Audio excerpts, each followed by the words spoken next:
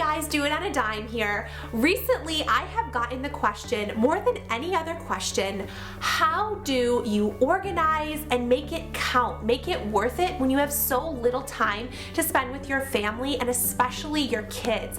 It's like, what is worth organizing? What is not worth organizing? It takes so much time. I don't have that much time. And as a mom, I can totally relate to this. In your head, you have this standard of perfection, especially what you saw on Pinterest or in a YouTube video. And let me tell you, you can have such good organizing systems in your house and it doesn't look perfect. Like, I cannot stress enough how much good organizing doesn't necessarily look like perfectly laid out and ready for its photo shoot. The first thing is, not everything is worth organizing. There are some things that are best thrown into a bin. Now, if you want to sound fancy about it, this is the difference between macro organizing and micro organizing.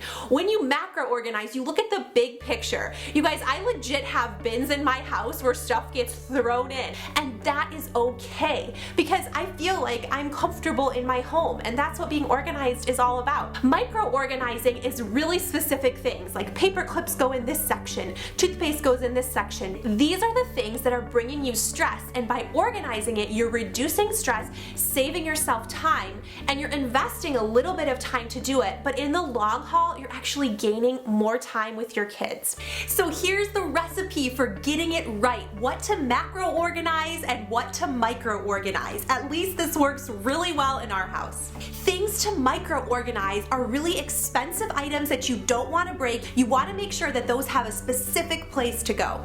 Also, anything smaller than your pinky, think bobby pins, hair accessories, those things are going to get jumbled up really easy. They're a great thing to micro organize, and it's worth your time. Any frequently accessed areas where you spend most of your time usually is worth having a really good specific system in place. Any place where you're shopping in bulk or you've bought things in big quantities to save money, those things are always worth your time to micro-organize. Paperwork and files, again, those are things that are best left in the micro-organization category. One tip I have for you, and this is so important, make sure when you're micro-organizing you leave a minimum of 20% free space. If you fill up every single little spot, it is going to get messy so fast. That is the biggest key when micro-organizing. Leave some free space so those items have room to breathe and stuff doesn't get jumbled up. Alright, macro organizing. Save yourself some time, don't go crazy. Christmas decorations, decor, those are best fit in a bin and tucked neatly away. No need to spend a million years doing that. By and large, I would say toys. Toys get played with and used, and chances are it's going to be really hard for your kids to keep up that system, so don't spend too much time making really designated bins unless those items, again, are smaller than your pinky. Think the pinky rule. Closets are another thing a lot of people want to micro-organize and go through and organize all of their clothes by color. I think that borders on insanity. You will never be able to keep that up. You will stress yourself out. Think simply, organize by season, no more specific than that.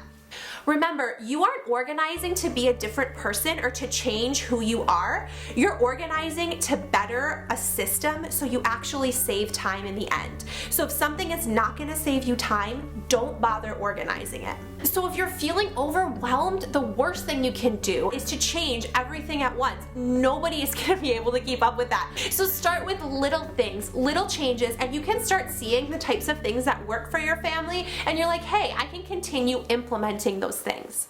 I would also say that organizing doesn't have to be done exclusively of your kids. I actually organize a lot with Carson, and it's fun. We make a game of it. You can have incentives, for example, purging toys as they purge things into a bag. For as many toys as they purge, maybe they can go purchase one new toy. So I would just encourage you just to not give up, to try little things, to think big picture before you start thinking, teeny tiny picture. Leave me your comments down below. I want to respond to them. Let's start a discussion. I love you guys so much. God bless you and your family, and I will see you in the next one. Bye, guys.